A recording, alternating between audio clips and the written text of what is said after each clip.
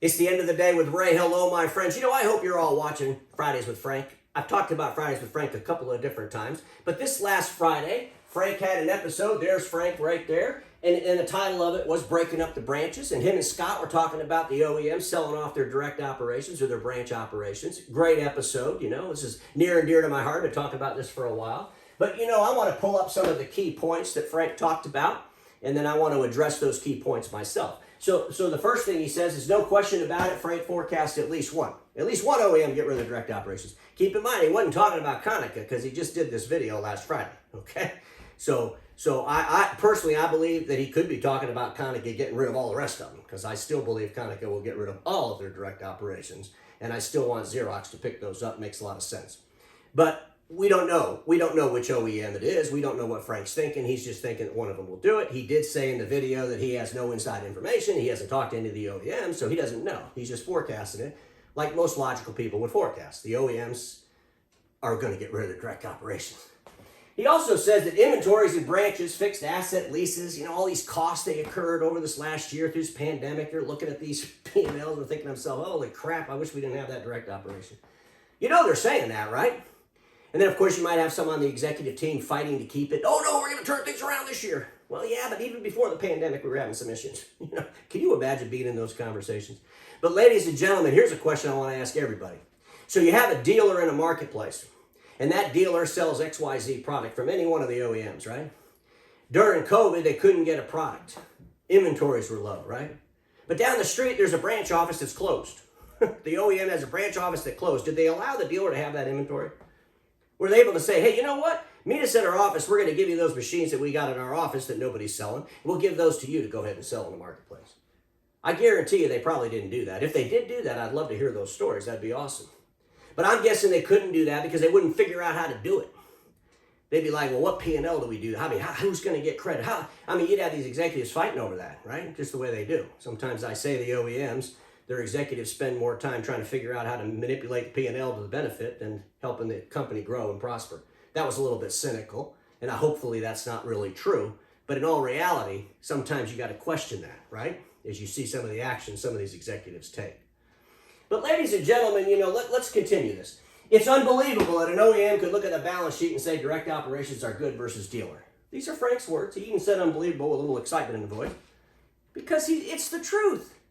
He said that, they're doing stuff like cost transfers to make them look more profitable. We all know how the games are played, right? Robbing Peter to pay Paul, tell us the real numbers. None of these OEMs really dissect their financials the way that, they should dissect them for the dealers anyway, to explain to them what's really going on in their business. They lump all this stuff together. We don't know how much they're doing in IT versus print. We don't know how they're paying for the IT sales business. Are they paying for that out of print? There's so many unanswered questions, right? Because they just don't answer the questions. More importantly, very few people ask them. It's a joke, he said with a little bit of excitement. He said, folks, here's the deal. We know for a fact, okay, and until the OEMs will dissect these costs, go on some other talk show maybe, or write an article somewhere and really outline how much money they're really making in the direct operations. Everybody that looks at the direct operations from the outside will all come to the conclusion that they don't make any money in the direct operation. That's just the way it is. And whether their executives want to run around talking about how they're kicking butt, making all kinds of money, we don't need the money. Crazy stuff out there, right? But without any details, that's just, kind of fantasy talk, right? Frank has repeatedly questioned the profitability of direct operations, and so have I. And I will tell you this, that I challenge all the OEMs out there.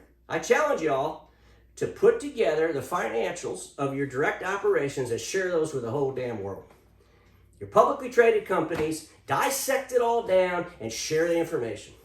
Tell us exactly what you're doing in those direct operations. Could that direct operation stand on its own, like that local dealer has to stand on their own in the marketplace? Don't rob Peter to pay Paul. Don't take any of the rent money from the office 2 states away because they're doing better. Can the direct operation run on its own? Can you do a P&L and show a profit for every single one of your branches? And if the answer is no, then you're going to get rid of them because the market's declining. If the answer is yes, I would sure as hell love to see that, and I guarantee you Frank would too. So you know what, folks? Here's the deal. Here's the players. Here's the players with direct operations, and everybody's saying, where's Xerox? All right, folks, Xerox not an OEM. Xerox is the largest dealer in the world. That's right. You getting the message there? Xerox could sell any one of these OEMs products. Which OEM is going to do it first, who knows? I still believe that's where Cannata should get rid of the rest of their direct operations. Just sell them off to Xerox. We got our friends over at Toshiba, a lot of rumblings going on at Toshiba. Toshiba changed some leadership. Remember when Cannata changed leadership? I mean, it was like, what, 2 or 3 weeks later, they sold off the direct operations. I'm kind of wondering if the same thing's going to happen over at Toshiba. We know Toshiba is going to make some changes, right? Had a private equity group out of Europe try to buy them. Folks, they had some turmoil. I mean, Toshiba Tech will definitely be sold. That's just my forecast, okay? Don't know who's going to buy them. Can't really say. But to think that we're going to continue on with all these OEMs is just pure insanity. Our friends over at Canon, big direct footprint. I recently watched an episode of, Let Me Tell You What's Happening or something. And Mason Olds was on there, and he was talking about how, the direct operations were like an insurance policy for Canon.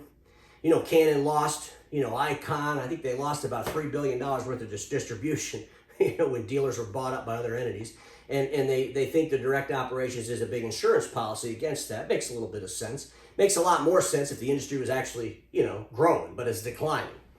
And I don't see it really as an insurance policy. And I think the cost to distribute, those products yourself is way too high.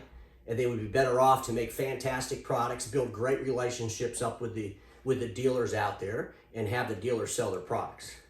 I mean, folks, we got to change the way we've been doing business since 1980. And maybe if we could start looking at things a little bit different and start figuring out how we're going to get our partners to do things a little bit different, we could change the game, disrupt status quo.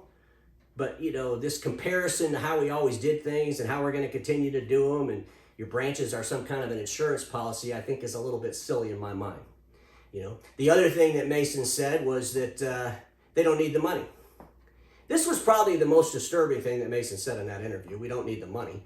Because anybody that says we don't need the money, anybody that says we're kicking butt, anybody that says we're making all kinds of money, usually you got to question the reality of those answers. Because there's no facts behind it. So I want to share some facts behind Canon when you have senior leaders at Canon telling people they don't need the money, because I believe that's totally wrong. I believe they do need the money, and I'm going to share with you why they need the money. So if you go on, Canon's website, you could find this. This was their aspirations for 2025. I did a video on this, folks. I talked about this. But they said they wanted 4.5 trillion yen in sales. Okay, great aspiration. They want an operating profit ratio of 12% or higher, and this is why they need the money, because they've never had a 12% or higher operating profit in a long, long time.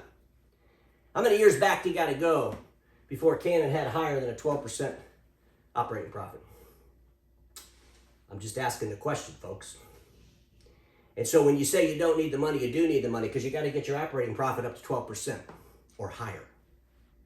What's the best way to increase your operating profit? What's the best way, especially in a declining marketplace? And we all know this marketplace is declining. Hopefully we all know that. So what's the best way?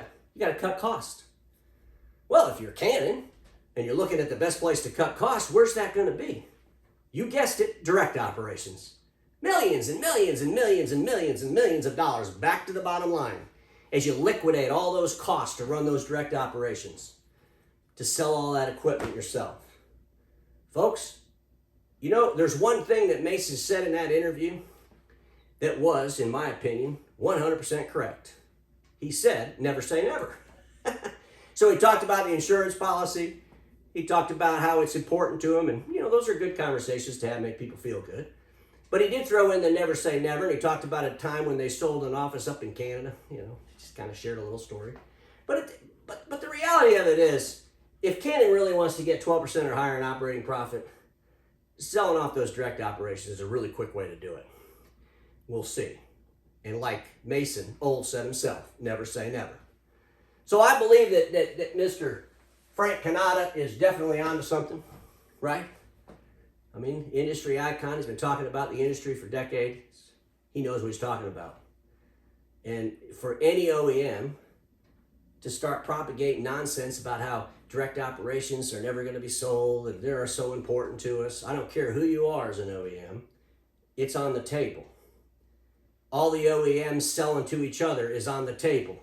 OEMs completely going away is on the table. The consolidation's coming. You can kick off brand new A3 equipment all you want. You know, we're not going back to the year 2000. And you know what? As our friends over at Canon aspire for 2025, we all have to start thinking about 2025 a little bit more realistic. And for anybody in this industry to believe that 2025 is going to emulate anything in comparison to 2021 or 2022 or 2019. We're going to a whole new world, folks. I hope you're ready.